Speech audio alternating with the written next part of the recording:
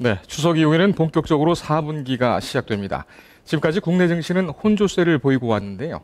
4분기는 어떨지 취재기자와 함께 미리 짚어보겠습니다. 김세연 기자 나왔습니다. 자, 김 기자. 네. 예, 바로 한번 본론으로 들어가 보죠. 이 금융투자업계에서는 4분기 전망 어떻게 하고 있습니까?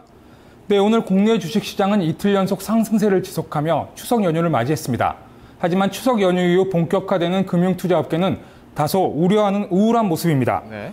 미국의 제3차 양적 완화 등 각국 중앙정부의 경기 부양 노력으로 시장의 유동성이 커지긴 했지만 4분기에도 조정 장세가 지속되며 어려운 상황은 지속될 것이라는 전망이 여전하기 때문입니다. 네. 금융투자업계에서는 대부분 4분기 지수 밴드에 대해 1900대 초반에서 2100포인트 사이에 박스권 전망을 내놓고 있습니다. 네. 각국의 공격적인 조치가 지수 상단을 뚫을 수 있는 요인이 되기보다는 하단의 안정성을 키우는 데 영향을 미칠 것으로 풀이하고 있기 때문입니다. 네.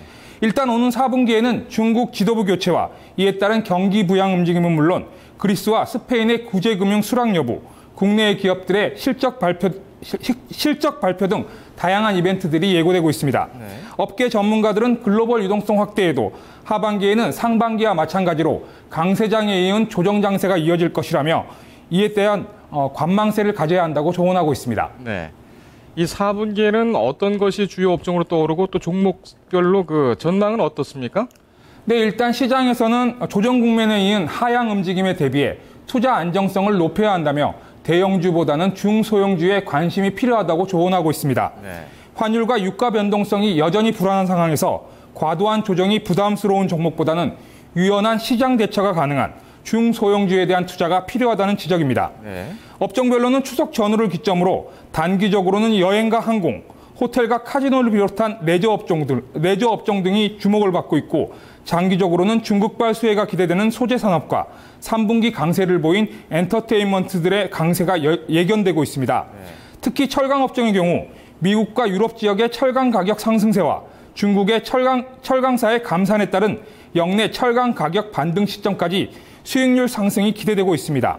이 밖에 아이폰 5와 갤럭시 노트 2 등 연이은 출시로 관심을 받고 있는 반도체와 디스플레이, 또 신규 게임이 집중될 인터넷과 게임 업종 등도 4분기 강세를 예고하고 있습니다. 네. 하지만 최선호주에 대한 평가는 대장주로 불리는 삼성전자와 현대전자, LG 디스플레이를 제외하곤 증권사마다 다른 견해를 내놓고 있는데요. 이는 결국 변동성이 큰 상황에서 분산 투자에 나서야 한다는 뜻으로 풀이되고 있습니다. 예. 그 변동성에 따라서 분산 투자를 해야 된다. 이거 시청자 여러분께서도 이제 그 기억을 좀 하셔야 되겠고요. 자, 다음 질문은 그 주식시장 이외의 상황을 좀 알아보죠. 이 채권과 펀드 시장, 여기에 대한 전망은 어떻습니까? 네, 채권과 펀드 시장도 주식시장과 마찬가지입니다. 업종별 순환매가 나타날 수 있기 때문에 포트폴리오 다변화가 필요하다는 지적입니다. 네.